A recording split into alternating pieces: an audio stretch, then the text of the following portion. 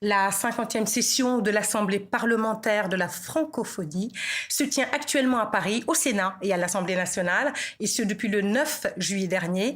Et cela va durer jusqu'au dimanche prochain. Notre invité ce soir est Hilarion Eton, vice-président de l'Assemblée nationale du Cameroun et président de l'APF. Bonsoir Hilarion Eton, merci d'être avec nous. Alors tout d'abord, qu'est-ce que l'Assemblée parlementaire de la francophonie, APF, et surtout à quoi ça sert ? Bien, merci de m'avoir invité sur votre plateau. Il faut se rappeler 1967, lorsque les pères fondateurs, Léopold Sédar Senghor, Amani Diori, autres princes Norodom Sihanouk et même quelques parlementaires camerounais comme Marcel Mori-Kumbois, portent sur les fonds baptismaux une association de parlements francophones et qui en partagent la langue française. Elle s'appelle à ce moment l'Association internationale des parlements de langue française, l'AIPLF. Et puis, au fil des jours qui passent, des années qui passent, il s'opère une mutation, j'allais dire une mue, où l'Assemblée internationale, l'Association internationale des parlements de langue française devient Assemblée. Vous voyez que le concept change. D'accord, ça c'est le fonctionnement. Mais quel est le rôle ? Le rôle, il est pluriel, le rôle pluriel. D'abord, assurer la solidarité des parlements de langue française dans l'espace francophone. C'est la première chose. Et ensuite, avoir en partage la langue française dont il faut assurer l'orthodoxie. Et ensuite, l'évolution nous conduit à admettre qu'aujourd'hui, c'est un ensemble de valeurs. La francophonie, dans ses frontières initiales, c'est la langue française.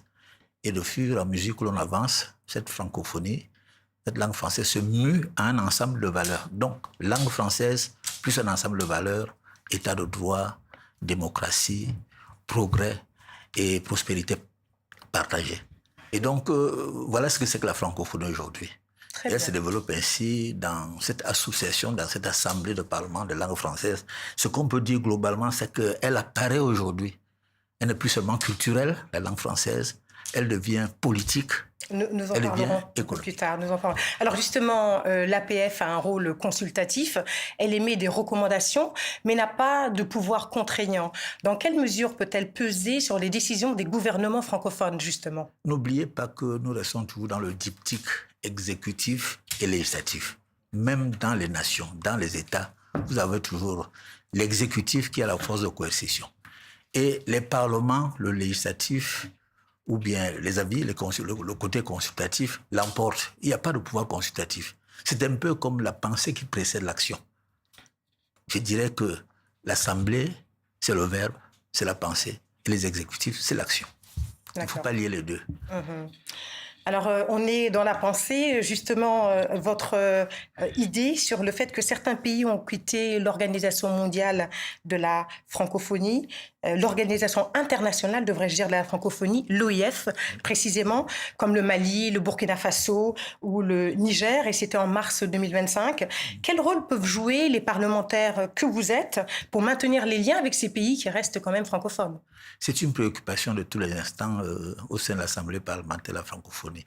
On peut admettre, et il faut l'admettre comme ça, les États peuvent quitter l'OIF, mais rester dans la francophonie parlementaire. C'est deux choses différentes. Vous avez d'un côté les exécutifs et vous avez les peuples. Et notre rôle en tant qu'Assemblée parlementaire de la francophonie, c'est de maintenir malgré tout le lien pour qu'il n'y ait pas de rupture. La francophonie a mal à ces crises. Et il faut absolument qu'au niveau de la pensée, au niveau des peuples, que l'on mette un terme à cela pour que le multilatérisme ne soit pas totalement fractionné et que la solidarité l'emporte surtout. C'est la raison pour laquelle la francophonie apparaît et doit toujours apparaître comme un rempart contre le repli identitaire et la fragmentation des solidarités. Elle doit réaffirmer le rôle des parlements dans la prévention des conflits. C'est très important. La protection des droits humains, la résilience des institutions et promouvoir une francophonie ouverte aux puissances émergentes, respectueuses des cultures, des souverainetés, mais attachées aux valeurs partagées.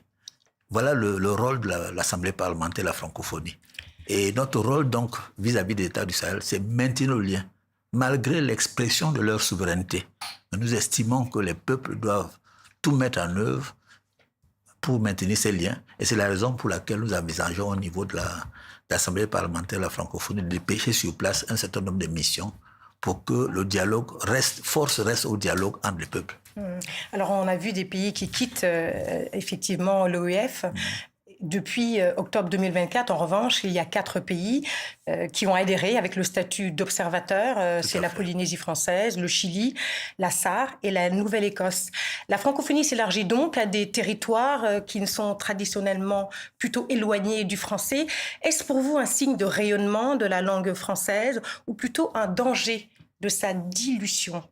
Il n'y a pas de dilution, c'est une illusion en réalité.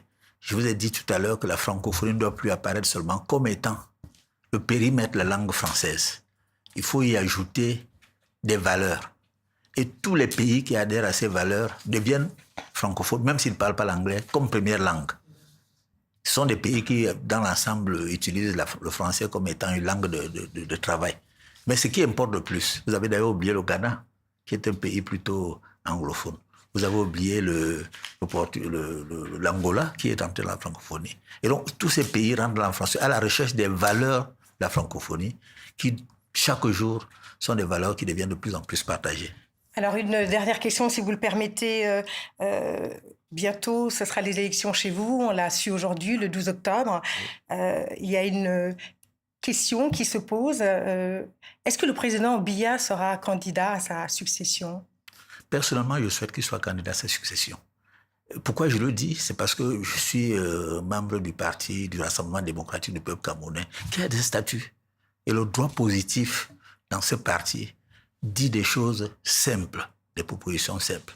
Le président national du Rassemblement démocratique du peuple camerounais est le candidat à l'élection présidentielle. C'est l'indicatif. Est le candidat. Sauf meilleur avis de sa part. Il est le candidat. Et en ce qui me concerne, je n'ai pas de doute que le président de la République, son Excellence M. Poulet, accepte de remplir. Merci beaucoup de votre visite, M. Etong. Je rappelle que vous êtes vice-président de l'Assemblée nationale. Premier vice-président. Premier vice-président de l'Assemblée nationale du Cameroun et président de l'APF. Je vous remercie, madame, de m'avoir invité.